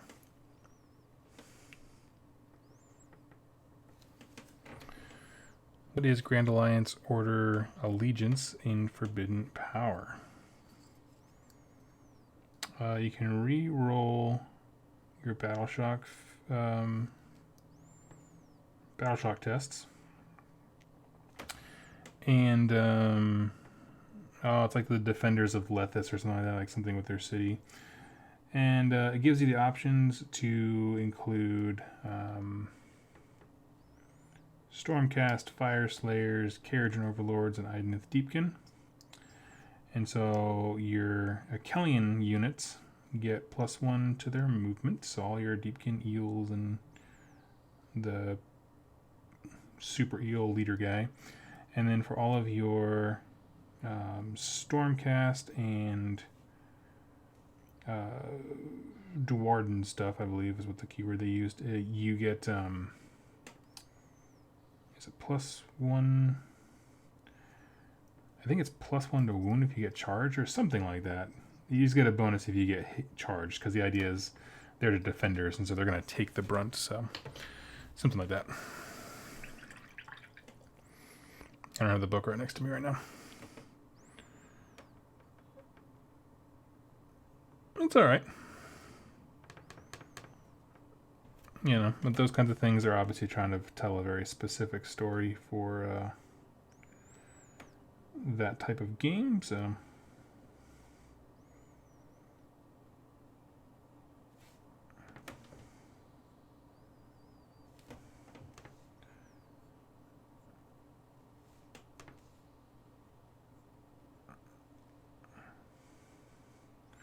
hasn't raised that much of a fuss. I know, like, there were at the time when Firestorm came out and they said, hey, you can use these in match play.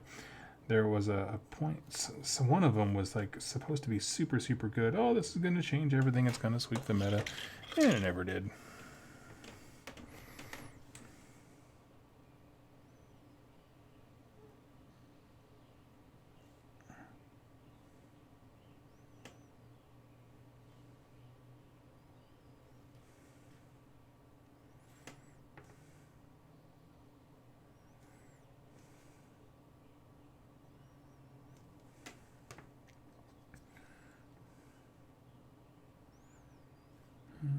Okay.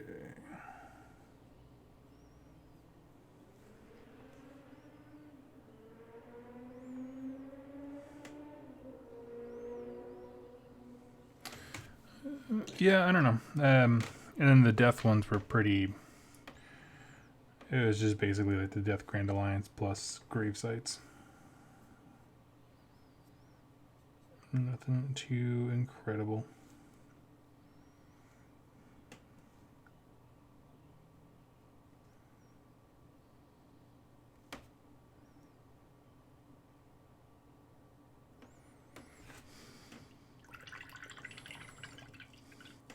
I find that the things that sweep the meta are either a broken rule or people being creative. I tend to find it's mostly the creative part.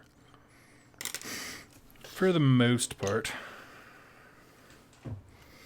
People find wacky combinations and unique things like that.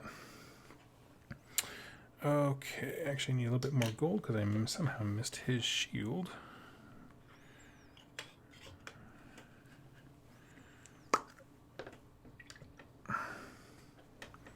But yeah, I tend to agree.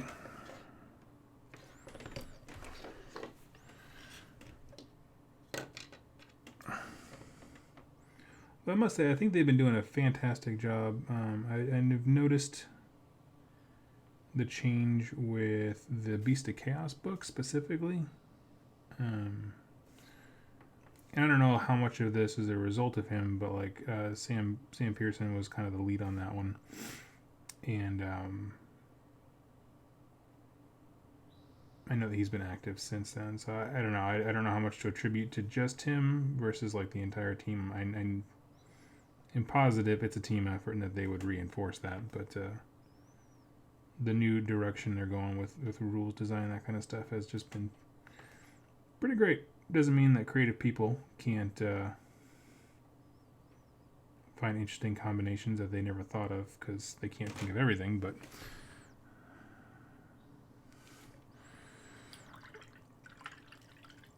okay.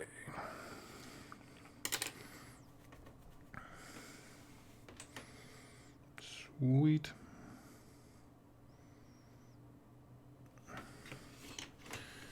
So now we're going to do... What are we going to do? Do the belts. Do this, the brown for the belts.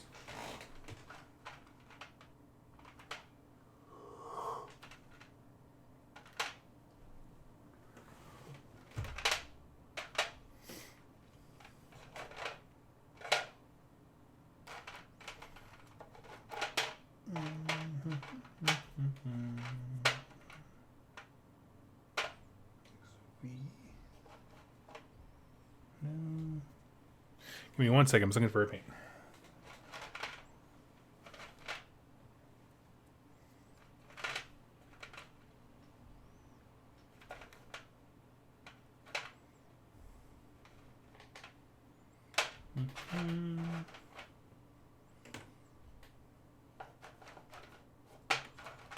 Ah. There we go. One thing brown. Want to run Ideneth plus Stormcast, and like a decent mix of dudes. Stormcast to hold the line, heals to murder things. Yeah, that sounds fun. Sounds like that's exactly what those two factions do.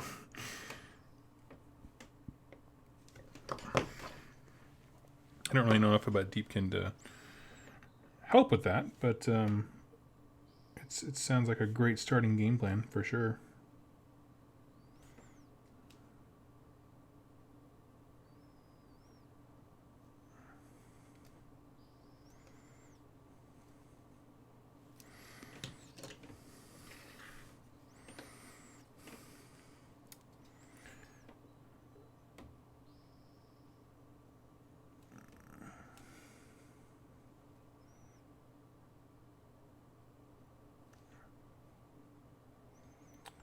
Yep, it'll be up in the video tomorrow, but I actually just inherited a whole bunch of Deepkin. So you'll see them getting painted up on the stream. I'm not going to play them, but just for a painting project in the future. They're a faction that rules-wise doesn't really appeal to me. But they are undoubtedly some of the coolest models that GW has produced. Well, it's because there's some Stormcast stuff I like, but I want to bring my Eidolon to the table too. Sweet. Yeah.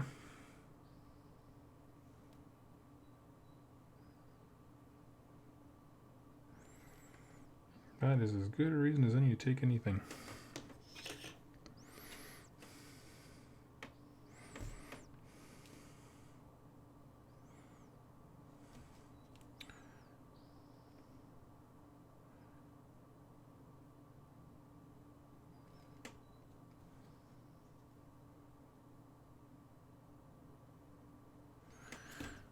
Let's see.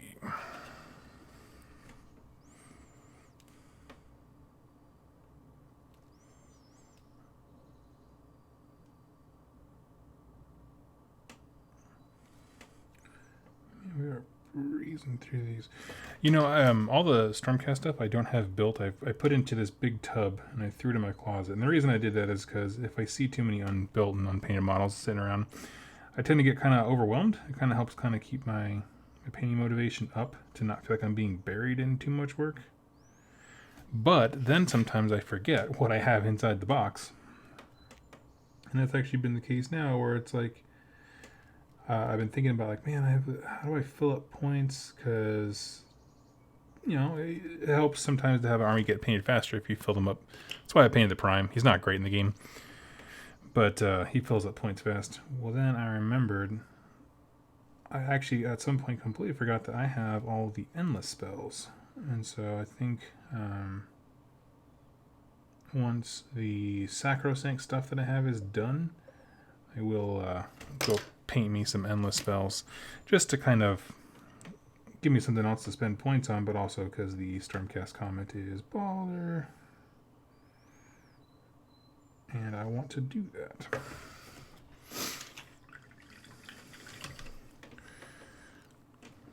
Yeah, Tyler Miller. I'm tempted to pick up a few Deepkin Shark Rider models myself, mostly because once I had an awesome nightmare where sharks were swimming through the air chasing me through my house. That's awesome. Hugh, hey, what's up? I'm doing good. Just painting up some, what are these guys? Sequitors.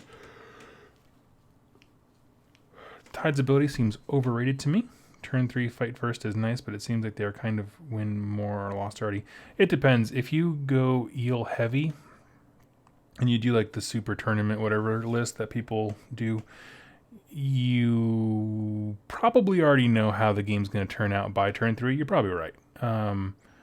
That being said, if you're not doing that and you do stuff like thralls and there's a good give and take between different types of units, it is punishing. It is punishing for sure. Cannot understate that enough.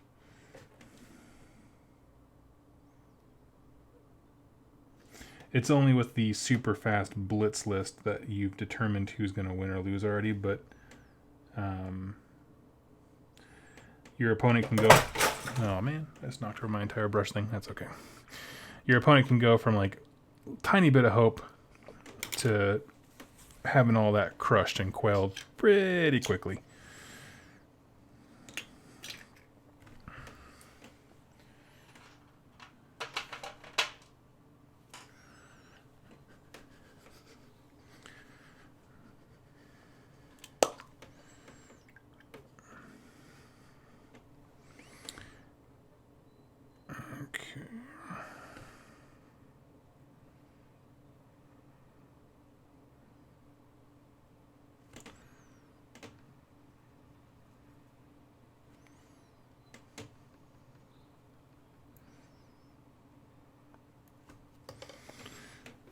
Let's see, after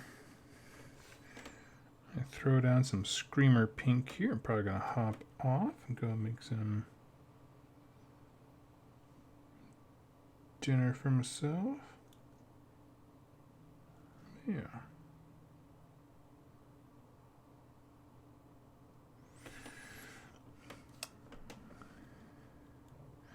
So imagine the hammer tornado, but also a shark in there. That's funny.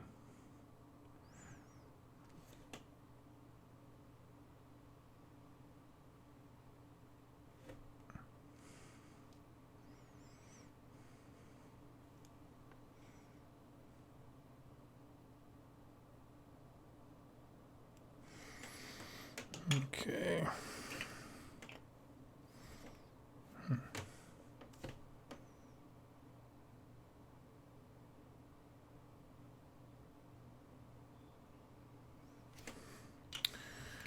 Question, where is the Realm of Chaos in AOS?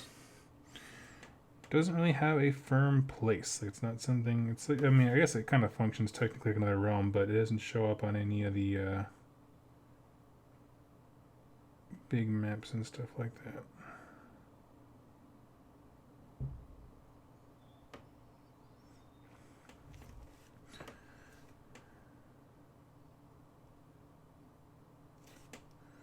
So I have to say there isn't really a firm answer.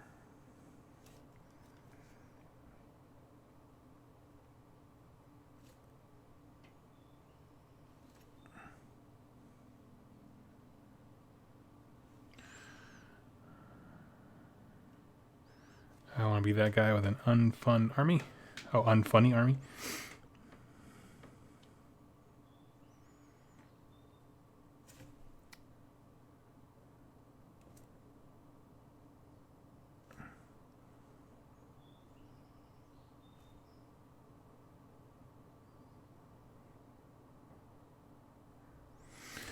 All right. You're cruising along, man. Once not the white's done, everything else goes pretty quickly. So it's basically just Screamer Pink, silver for all the little like the heads of the weapons, and there's little like hammer symbols everywhere. And then just wash those things. Maybe do some highlights on some of the Screamer Pink, not all of it. And they're pretty much good to go. Aside for some final details here and there, but certainly look very playable.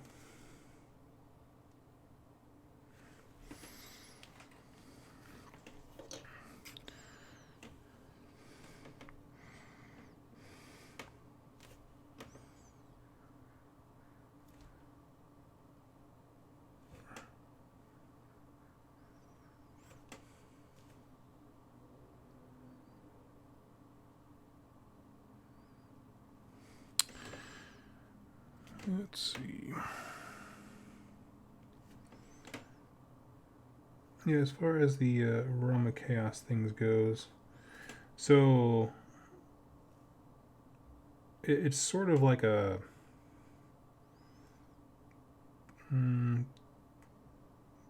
place of just like psychic energy all mashed together. Raw emotions create demons and that kind of stuff. So it's not a place in a geographical sense in the same way that the realms are, which is why the Chaos Gods can't really just reach through. So it is both a place, sort of, and then not at the same time.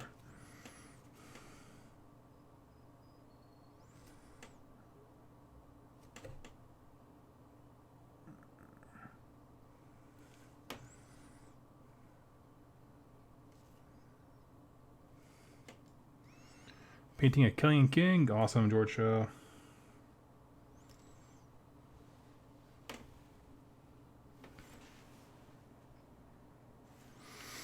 Okay. Question, how big are the God Beasts in AOS? There are different sizes for each one of them. Each one of them is unique.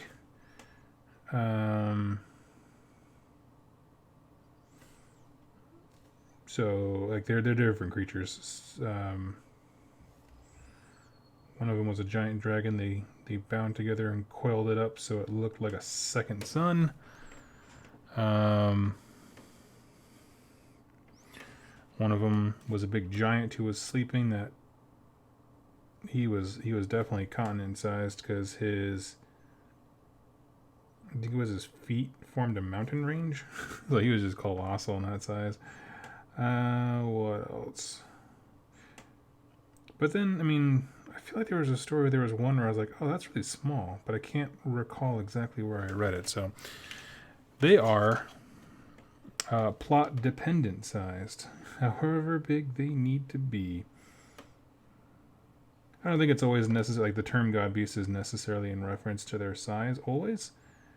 But certainly in reference to their power level, like they just produce so much energy or destruction.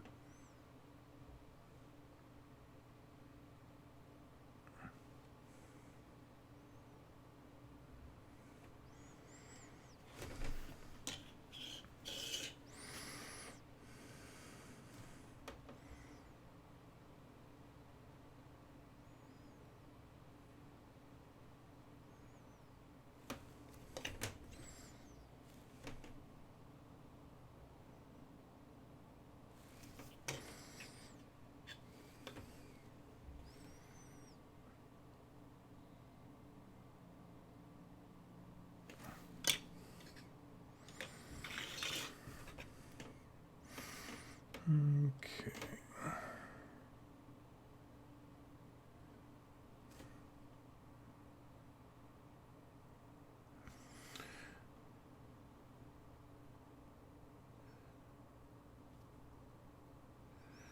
Versus like Volcatrix didn't strike me as that big. It was massive, but it wasn't like an entire continent or anything like that.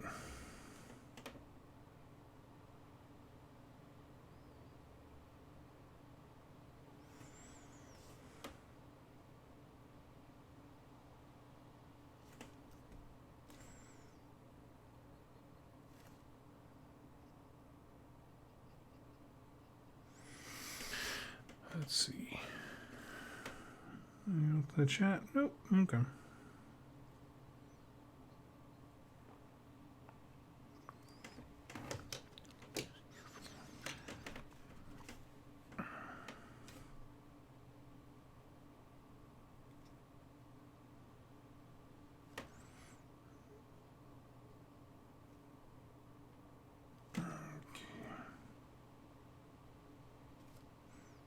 Surprised I got some of y'all watching the Game of Thrones going on. Isn't tonight one of the big nights for the show? I feel like every week is a big night for that show. Well, like I said, I watched the first season and just could not get into it.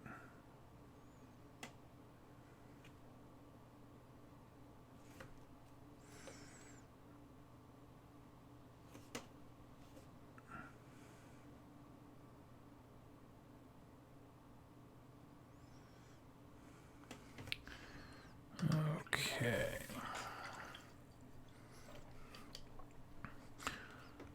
Sweet. So yeah, all these guys got left is the silver, a couple highlights in a few places, and they are just about done. Then we can start doing the basing and get another 10 sequiturs wrapped up. Adrian question, are there much sources for Idnith lore outside of the Battle Tome? They have a short story I think I saw on community page was coming out soon, like a collection of stories. But no, that's certainly the biggest one for sure is the Battle Tome, without question. So yeah, it's part of the problem of being a newer faction. It just always is. So anyway, I am going, let's see, is it the last episode ever? didn't hold my interest. To yeah, Game of Thrones. Yeah, for sure. So friends, thank you all so much for joining me. I'll be back here. So basically, I'm trying to get a list painted, like I said, by next week. So I'll be doing a few live streams this week to do more painting. I got these and some evocators to crack out, and we will be all set. So friends, thank you for joining me for a little bit, and I'll talk to you soon.